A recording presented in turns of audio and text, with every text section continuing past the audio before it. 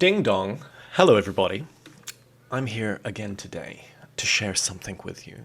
And basically, what I want to tell you is get out your wallets, whatever you're doing right now, just get out your wallet and go to Amazon and look up Hermetic Initiation into Martinism. And then just buy this book. You need this book. This is amazing. So, it looks kind of funky. You know, what's it? Should we do a little foolish fish? Shall we just be like, yes, the binding is special. I know, I don't know. What did he talk about? He always talks about the book for like 10 minutes and then like, oh, and here's the chapters, 1 minute. Thanks, bro. So, he's good. He's good. I like foolish. I love a little bit of fish in the morning. But anyway, so all seriousness though. This book, who's it written by? Look at the cover though. So, for any of you who know who Franz Barden is, this should be familiar or not familiar, but Barden wasn't like Shakespeare. Shakespeare wasn't the only guy writing plays. Franz Barden wasn't the only guy writing occult literature in Czechoslovakia or the Czech Republic or wherever it was. He was apparently a part of a circle of initiates, and apparently he wasn't even the biggest guy there. So, there was another man called Pierre de Lasnik, I believe. So, like, there's different people in his kind of group, like David Dobrik and whatnot, but this is Pierre de Lasnik. And Franz Barden is like the only one who had his stuff translated into English. I think the reason is he originally had his translated into German, and so from the German copies they could be translated into English, but none of the other boys, got their stuff translated into any other languages, or maybe into French or something, but never reached English. So it's completely unknown. This circle of initiates is completely unknown to the English-speaking world, but in the Czech Republic, they have this really rich Hermetic tradition with all of these guys, and it's only just started to be published now that there's, these guys who are greater than Franz Barden are getting their stuff published. So this is one of the books. I think it's the second in the series. You can read the title there. Oh, but, nope. Goddamn sun glare. Hermetic Initiation into Martinism. So, goddamn planes. So, Pierre de Lasnik, who was he? Well, he was a Hermeticist. He ran a bunch of groups in Czech land. And what's Martinism?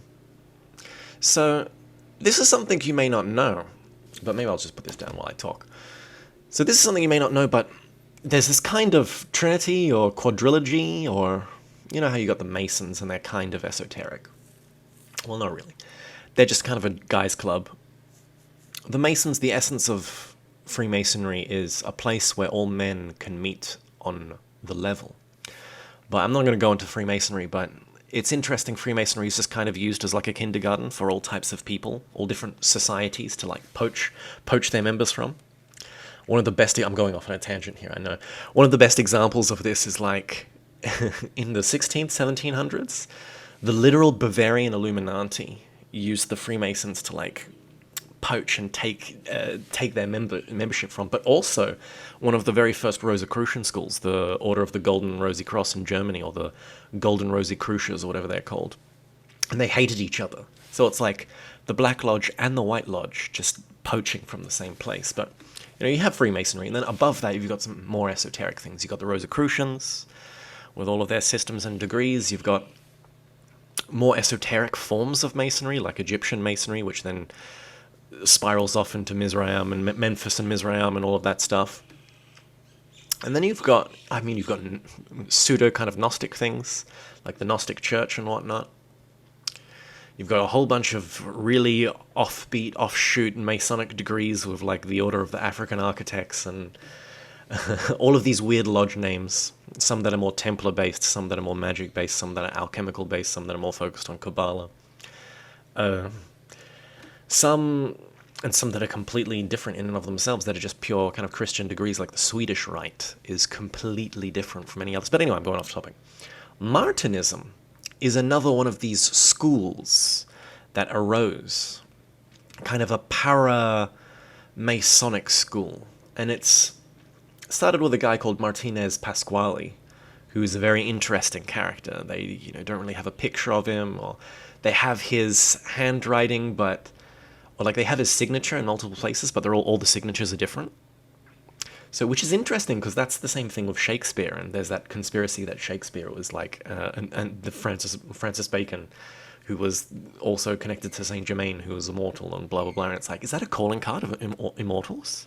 Like offbeat signatures, like all the signatures are different or something.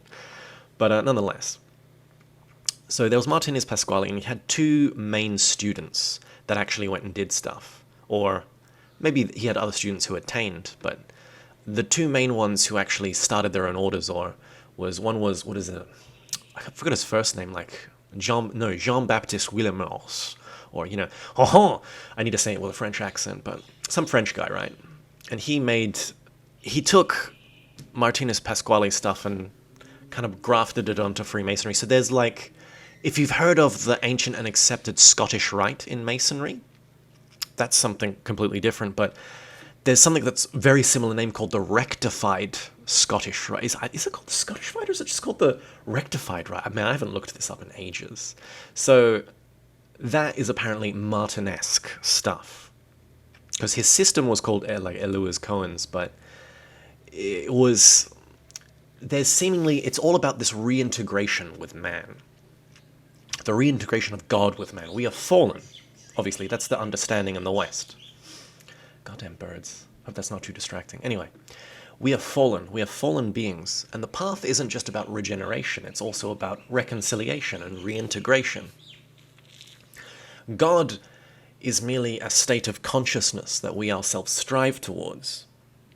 So there's this higher aspect of us, and there's the lower aspect of us, and we're trying to chisel the out of the block of marble.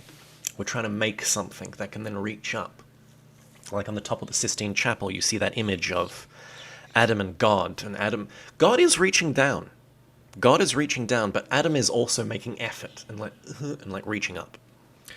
So Martinism, once again, I haven't studied Eloise Cohen.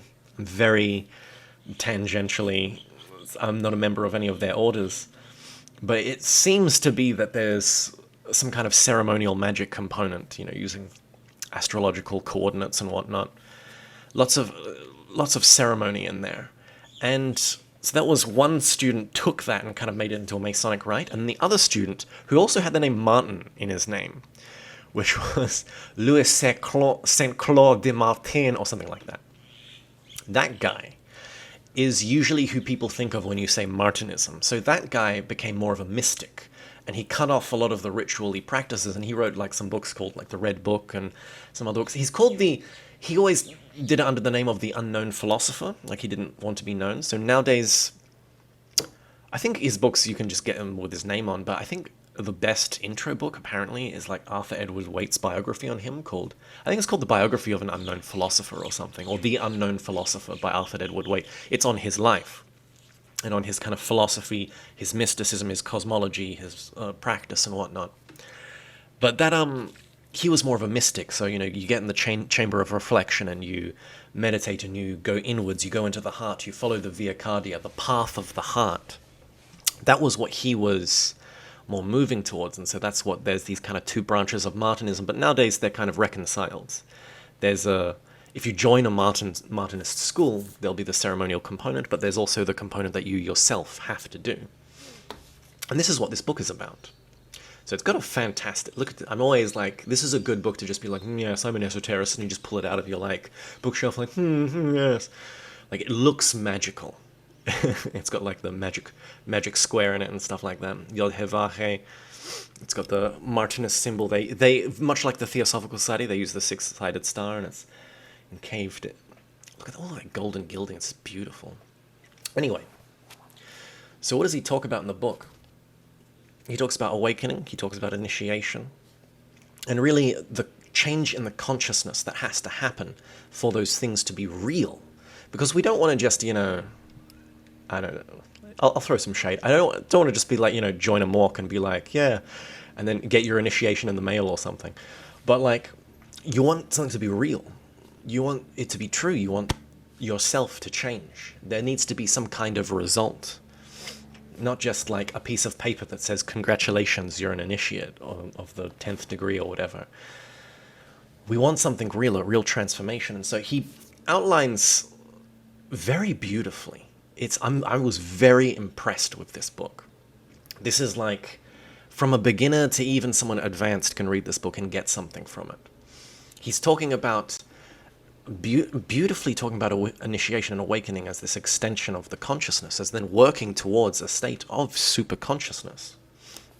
And he talks about this work on the self and this development of this inner eye, and then he talks very succinctly about virtues and their opposites and this path through them. And then, so there's kind of two parts. It's really thin. It's really thin, but it should take you a little while to read, because even though it's thin, it's just every single page is just, mwah. You need to kind of like sit back and light a cigarette after each page, just like, oh man, Pierre, stop. You're exhausting me. But, so there's like, you see that how the length of it, it's actually only 2/3 of that length. Like, maybe about here. Let me see. Like, that's about the, no, actually, I opened it to the correct page. This here is exactly the amount of book there is. Like, this part here, yeah.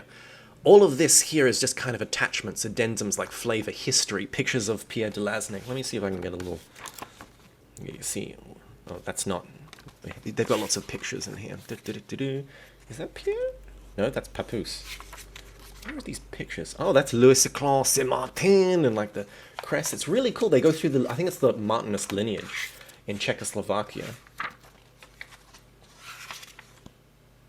Emmanuel Hauer. All of these. It's this cool little history. Hey, there he is. This is Pierre de Lasnik. He's kind of got that Central European features.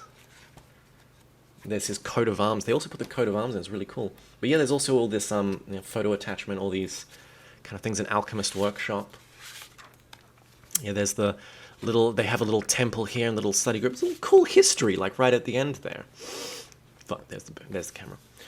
But yeah, the rest of the book, so he talks about that in the first part, in the first degree, this work on the self. And in the second degree, he opens up talking about the mysteries of the sex, which is very good. Once again, he is definitely a white magician. There's no summoning demons and jerking off on sigils in this book. It's all about the sex. The sexual energy is your gold, is your alchemical gold. And you transmute it inwards and upwards, and that itself creates life. You can create life via expending it outwards into the world, and that creates life.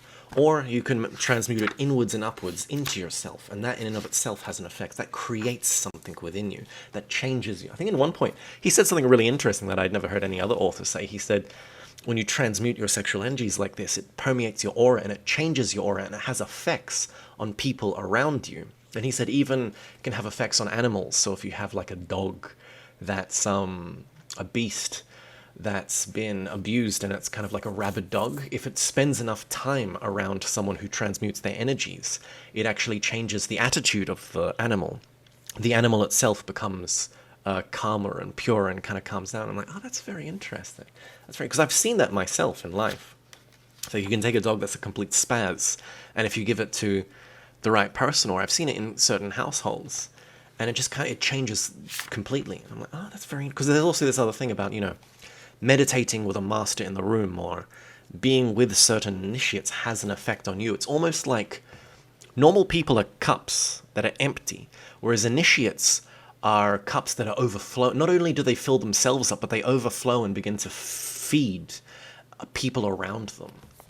And so, yeah, and then after that he talks about a little bit kind of Kabbalistic and zodiacal things, and there's this bit where he's like talking about building of the temple. It's absolutely beautiful. I read it once, but this is one of those books where I'm like, I have to come back to this. If I wasn't such a fiend and like I bought so many books and I have to read them all, I would like say to myself, you should read this yearly or something. But it's an amazing book. Amazing. So, Hermetic Initiation. I was going to say Martinistic Initiation into Hermetics, and I was like, wait, what?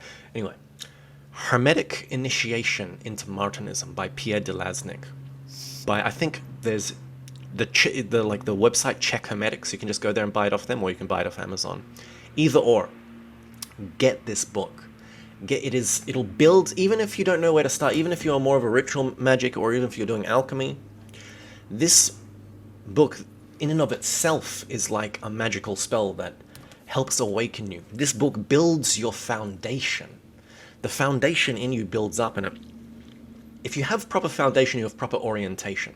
And then you don't get lost. Then you don't spend years wandering in circles, reading all types of crap. It's good. It's good. 10 out of 10. 5 out of 5 stars. 3 eggplant emojis. PP big. Just get it. Just get it. Just get it.